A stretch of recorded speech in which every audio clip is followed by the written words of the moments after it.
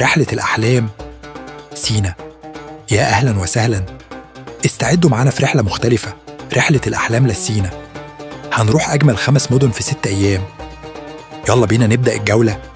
أول حاجة هنوصل سانت كاترين لزيارة الدير يوم 4 من سبتمبر.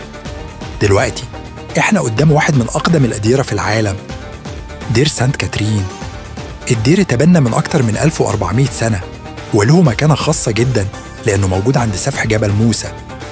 جواه هتشوفوا شجرة العليقة المقدسة اللي بيتقال عنها المكان اللي كلم فيه ربنا سيدنا موسى عليه السلام، وكمان مكتبة فيها مخطوطات وكتب نادرة مش هتلاقوا زيها غير في الفاتيكان.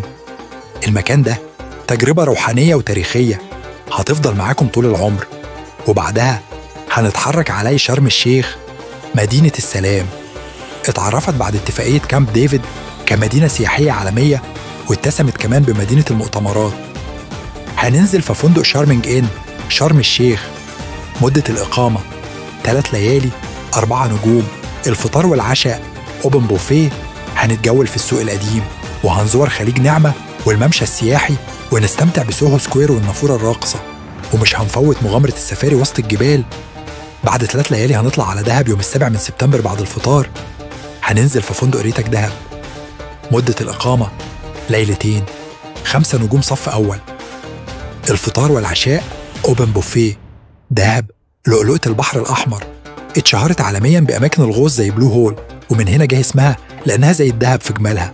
هنتمشى على الممشى الشهير ونعمل سنوركلينج ونشوف أجمل الكائنات البحرية، وبالليل نستمتع بشو مميز في حضن الجبل.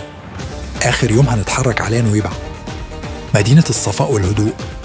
هنا هنعمل جولة سياحية ونزور قلعة صلاح الدين اللي شهدت تاريخ طويل من الحروب والانتصارات، وهنستمتع بشواطئ نويبع الهادية بين البحر والجبال. وبعدين هنتحرك على طابة، البوابة الشمالية لسيناء. هنا هنشوف البحيرة المسحورة اللي مياهها بتتغير ألوانها حسب ضوء الشمس، وكمان هنشوف الجزيرة الفرعونية وقلعة صلاح الدين اللي اتبنت في القرن الثاني عشر لحماية خليج العقبة. وهنرجع بالسلامة للقاهرة يوم 9 من سبتمبر. رحلة سينا مش مجرد فسحة، دي مغامرة كاملة ما بين البحر والجبل، التاريخ والروحانيات. جه وقتك تعيش الحلم مع الحياة جروب.